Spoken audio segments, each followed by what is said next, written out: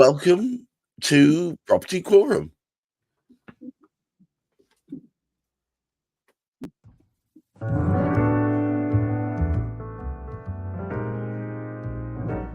Bienvenue, welcome one and all to another Property Quorum. As usual, joining me on the Oki are the normal stalwarts, Hamish McLay of Search and Convey, Juliet Baboolal of gunnercooke, LLP, and of course, the man who needs no other introduction other than this one, Chris Gilsenan of Route Home. Today we're joined by a special guest, Peter Ellis. Welcome to the Happy Throng. Thank you for inviting me, Gareth. Lovely to be here. Wonderful. I paid him to say that. Now, guys, today's topic is one that seems to be tickling the fancy of many across the internet. With the apparent rise of Skynet and apparently Sarah Connor approximately about to hove into view, today's question to debate is this AI takeover bid the end of the road for conveyancers? So, as usual, I'm going to throw Hamish straight under the bus without further ado. Hamish, is it the end of the road for conveyancers? I don't think so. What did come up in my as I was looking through things, and I was writing an article to promote the conversation we were going to have today, I did construe we could save an awful lot of money if we replaced MPs with AI. Because is it interesting? A couple of comments that we see through relative to what was going to be speaking about today. One of the comments from one of the colleagues of mine from IPSA, she actually sort of said it's the human element that you cannot replace with AI, and that's so very, very true. And I think within a method of trying to make the whole conveyancing thing into a sort of conveyor belt type of sort of system, I think if you want to take out the human element, you possibly can. It's unsafe. It's not going to guarantee that you need the human element to provide service, but you also need the human element to interpret.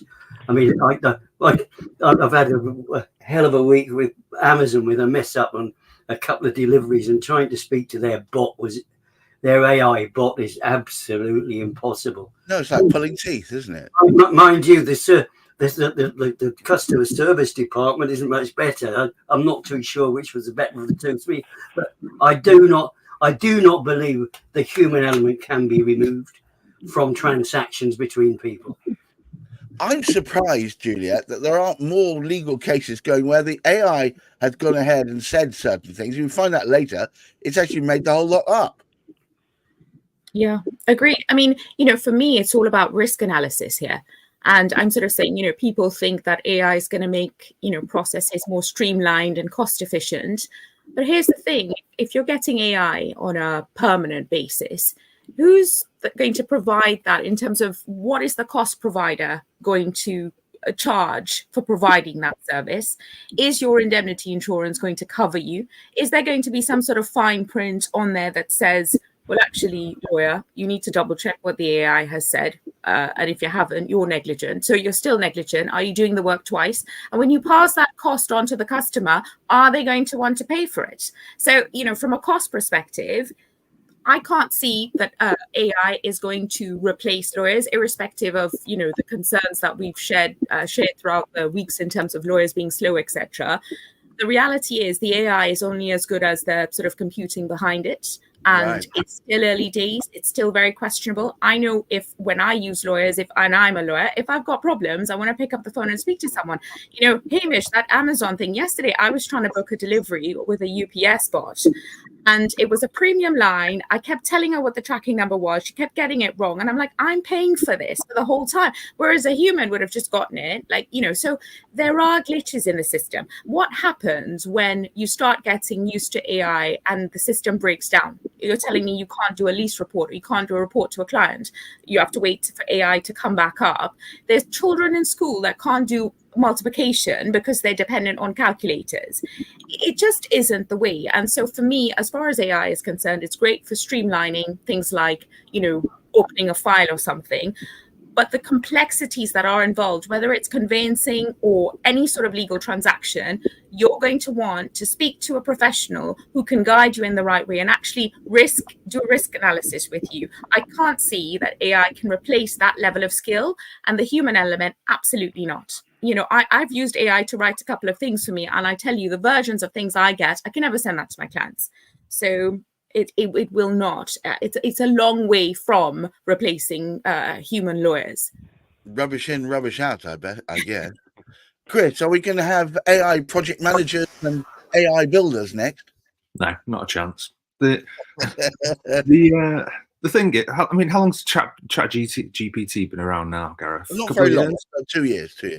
Yeah. So there's all a big furore about it, and it's starting to make some waves in certain areas. But the only areas that I see it really progressing is actually helping software engineers write and streamline code. Now, the reality is that doesn't really translate into a business at a high functional level. So, for example, we're having a conversation today, and it will go down different avenues, different threads. We'll pull on different threads. We may end up down a couple of cul-de-sacs and then reel it back in.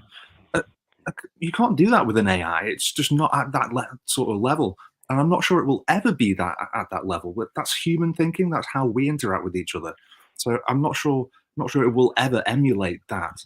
So we've tried to use AI in some of our systems and to streamline some elements of our operation.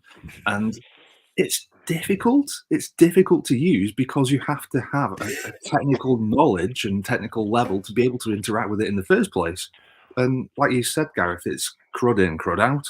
So if you can't tell it what you want it to do and it understand in such basic terms at a conversational level, no, it's not going to replace people. Not a chance. So Skynet not here yet then?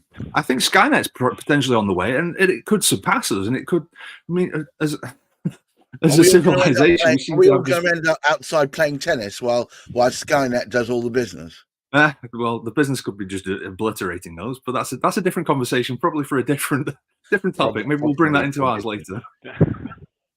Welcome, Peter, to the Happy Strong. AI, is it going to make lettings and all other aspects that you normally deal with partially redundant? Are you going to end up twiddling your thumbs at the desk? Well, if you can find me a computer to do my viewings, I'll be very, very, very, very happy. But computer said no. Yeah, serious. We've been trialing AI for screening applicants in the last 2 months, and literally just before I came on today, we cancelled it. It was turning people down that were good and accepting people that weren't. And it didn't fit with our workflow. It didn't fit with our processes. So we've decided to walk away from it. I think long term, yes. I think we've got to look at, I'm old enough to remember when Excel first started. So that's how old I am. And before that, accountants were bookkeepers, double entry bookkeeping, handwritten, everything else, and they didn't have the time to advise you on your business. My accountant now is all on Excel, and it's changed how accountants work. Accountants are now business advisors as much as they are giving you your end of year accounts. That, I think, is how we should be looking at AI. How is it going to help conveyancers or property professionals advise their clients, or give them more time to spend with their clients, advising them and helping them make more money? So there are advantages. It's too early at the moment to use it. I mean, our property software now keeps pestering me to write my to put in brief details of a property, and then it will write my description for me, and it is horrendous. I wouldn't send it out. I've tried it twice and just went, no, that's not for us. You need the human element at the moment. I think there are. You keep saying at the moment. So that there is. To me describes a world in, say, 5 years' time where you're sitting on a beach while AI taps the keys. I don't think so, because I still choose someone comes to me and says they want to take a property. We have the human element. Is this person the right person? On paper, they look fantastic, but meeting them, no, this is not the person for me, or vice versa. On paper, these people look terrible, but I meet them, you see them, you get that human element where you go, actually, this person will make a really good tenant for this property. I'm going to offer them the property. That's the element that AI can't be. Because so you're saying nuance, really, isn't it? Yeah, we need human for nuance. Humans for. Within 5 years, the chatbots will be so good they will be beginning to interact with our applicants. Oh, very soon. I think the chatbots will be talking to each other, and we'll just be sitting around having tea. But we will, as I said, viewings. I will be able to then to spend more time rather than answering a phone saying, yes, terribly sorry, this is not a property for a student, or this is a property for a student. We'll be able then to spend time talking to my clients, advising them on how to make the most of their portfolio.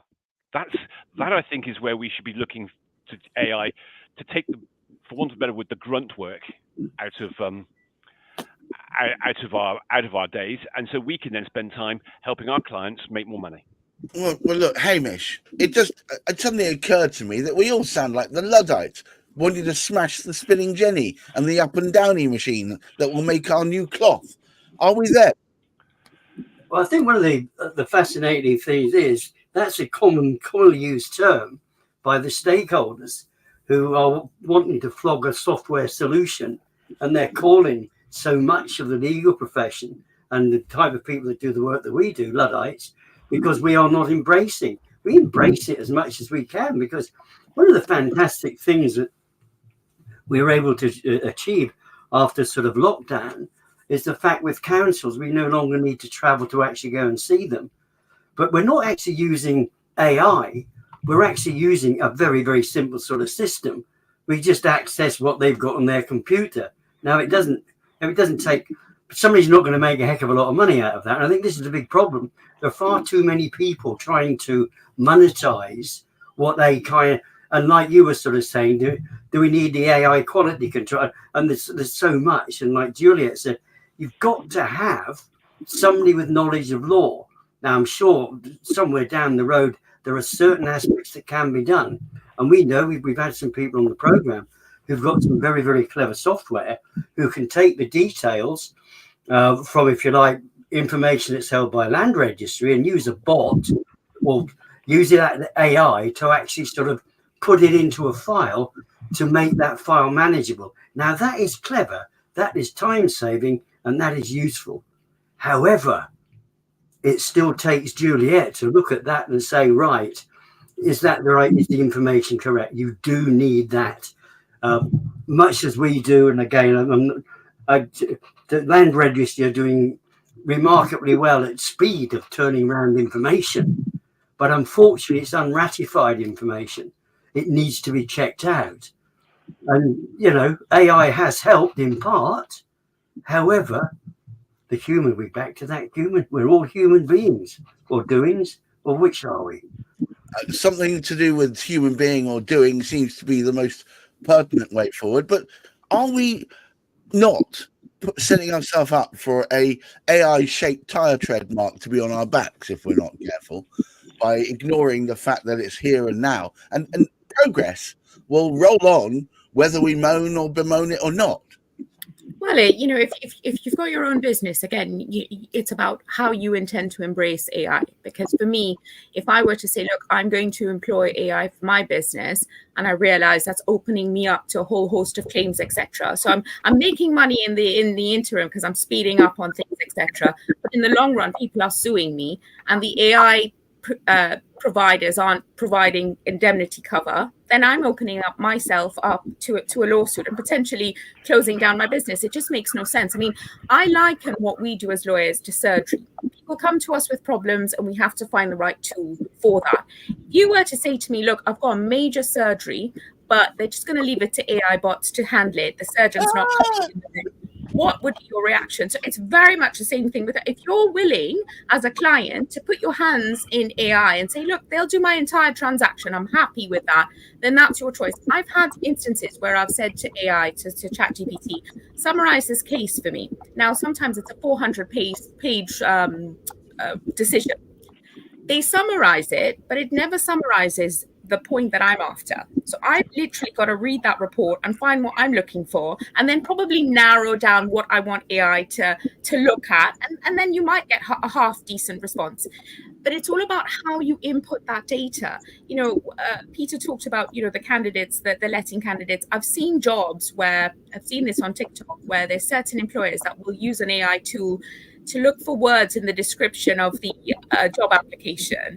You get an applicant before you, and they know the system. So they put in keywords to try to, jump the queue and get into that application process. You meet them on a one-to-one, and they're just not cut out for the job. Whereas you might have someone else who hasn't got the experience, but they've got the right attitude and they're able to do the job. So you kind of like shutting the door on certain individuals when you're being lazy and using AI, so unless AI is fine-tuned, there's certain things, there's certain limits. And we as humans or people within this industry need to understand it's not a one-size-fits-all. And AI is certainly not, that solution that's just going to change the legal world, for example.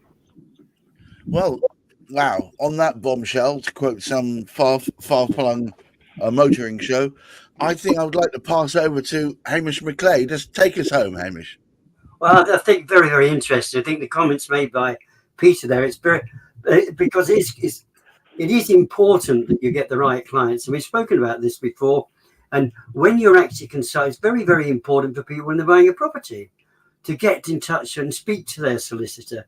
And when you look at the two aspects that both Peter and sort of Juliet have brought out, you need, it's that personal, the person-to-person sort of type of thing. You might be able to do it get away with it on Zoom, but it's a face-to-face that makes a difference. And I've heard about this. Once you know the system, you know how to put in the application. There are experts all over the world who are good at putting the right words in the right places, to bamboozle the right people to get the right thing that they particularly sort of want. And it doesn't do anybody any sort of great favors. And I think until Chat GPT and the others, Chat GPT is the one I've tried to get to work. I tried to interview Chat GPT yesterday and ask it questions, and it came back with it marmalized what I'd said, and right, just to reflect what Juliet was also saying. Instead, I sat down and spoke to it, AI, and of course, I didn't sit down and speak to AI. I interviewed AI. I said, "Please tell me," and I asked our particular sort of the question of our particular sort of topic that could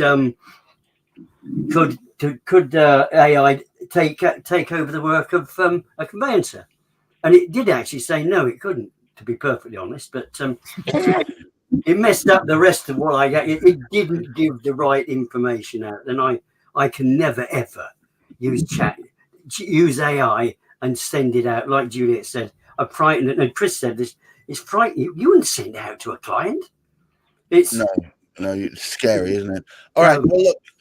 All it remains for me to say is thank you once again to Hamish McLay of Search and Convey, Juliet Baboolal of gunnercooke, and of course Chris Gilsenan of Written Home. Special guest today, Peter Ellis. Thank you very much for your expert knowledge. Shameless plug, every Thursday, come rain or come shine, 10 o'clock, you'll find us here, Property Quorum. And don't forget, there's Property Matters on Friday. And later on today, you'll find me popping up with Chris while we mull over some of the issues that he is coming to grips with. Let's hope it's not AI related. I don't know. I may find my AI script on the desk only soon. Thank you once again. Remember, everybody, try and keep your feet on the ground, but keep reaching for the stars. And also remember, try and maintain that mental health. This has been Property Quorum.